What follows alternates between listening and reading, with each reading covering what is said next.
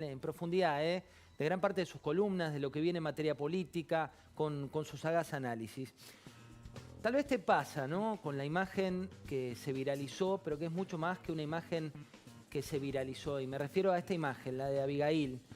Una imagen que te muestra la impotencia que genera a veces la injusticia, la impotencia que genera a veces el juego sucio de la política.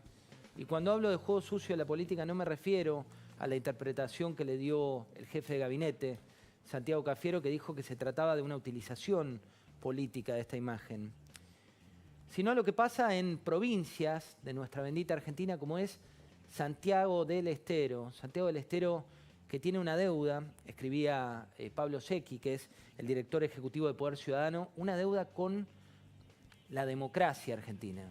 Porque no es solo ganar las elecciones con el 75% de los votos, como ocurrió con la fórmula de Fernández Fernández durante la última elección presidencial en Santiago del Estero, ni tampoco con ser un feudo que toma decisiones unilaterales casi sin escucha de la gente que allí habita, sino que tiene que ver con las otras cuestiones que están ocurriendo hoy en la Argentina, y que es un avasallamiento de las libertades individuales, con una idea de generarte falsas dicotomías entre economía o salud, como si una batalla se librara en detrimento de la otra, como si la salud estuviera por encima o por debajo de la economía, y no podés decir que la suma de las partes es la que hace al cuidado de esas libertades individuales, libertades constitucionales. También la división de poderes, ¿no? ¿Qué pasa cuando en un feudo provincial los poderes son todos uno mismo? ¿Qué pasa cuando la división de poderes directamente no existe? Que eso a veces parece ser lo que se busca replicar a nivel nacional.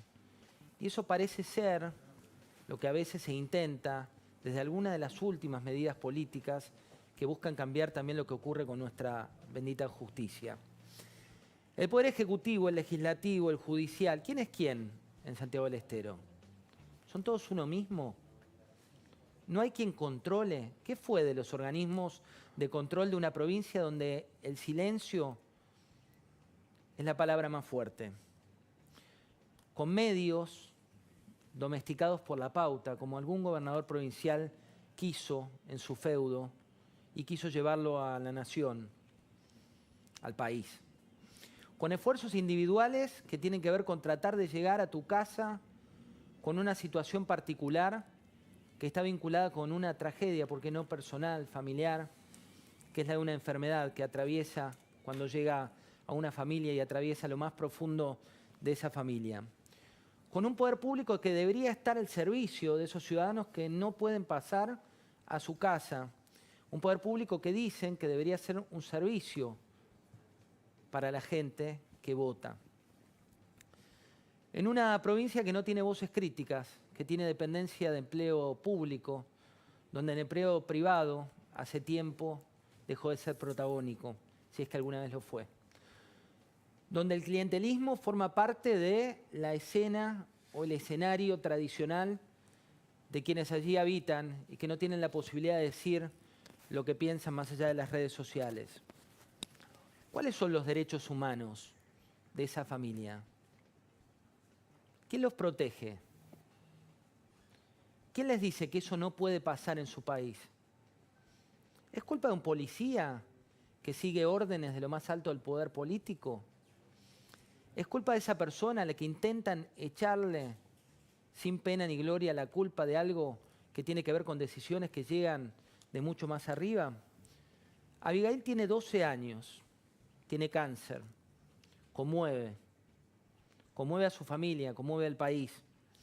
Conmueve porque muestra la desidia de un país donde los gobernantes se olvidan para quién gobiernan.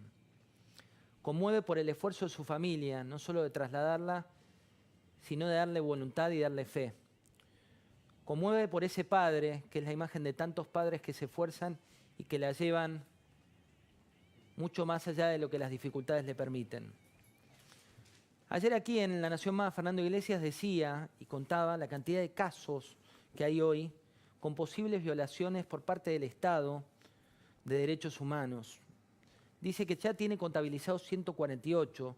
Algunos son famosos, como puede ser lo que ocurrió con Facundo Castro, otro caso como el de Luis Espinosa, otros casos de provincias donde el gobierno olvida a sus gobernados, como la de Isildo Infran, en Formosa, con 7.500 varados en lo que llamaron la frontera dentro de un país. 7.500 varados, que solo dejan de ser varados cuando esto toma carácter público nacional, porque en su provincia ya no hay voces que puedan decir lo que sucede, porque en su provincia solo quedan algunos valientes periodistas que muestran lo que ocurre o que tratan de gritar lo que el gobierno calla. Santiago del Estero es la muestra de lo que no se quiere. Santiago del Estero es la muestra de lo que uno cree no es el ejemplo para nuestro bendito país. Y un dato más que tiene que ver con lo que ocurrió no solo en Santiago del Estero, no solo en Formosa, no solo en varias provincias que acumulan 148 casos donde se vulneraron derechos individuales de familias, infinidad de miles de casos que no pueden ser respetados cuando quieren volver a sus casas. Hoy Bloomberg, una agencia internacional, le puso una nota a la Argentina.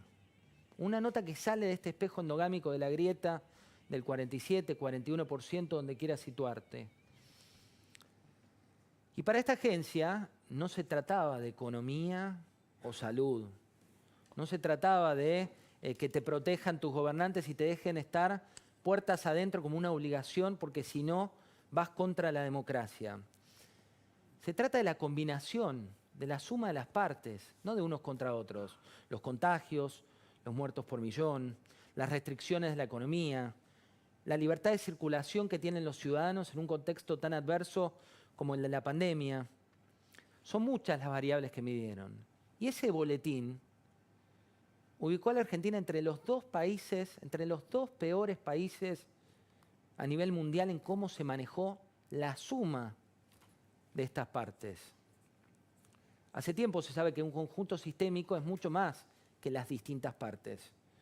Pero la Argentina está enfocada en cada partecita, tratando de mostrar que si vos te ocupás de esto, no podés ocuparte de esto. Y hace tiempo el foco no pasa por ahí. El foco pasa por solucionar los problemas de fondo. Te decía, Nueva Zelanda, Japón y Taiwán entre los 3 mejores países.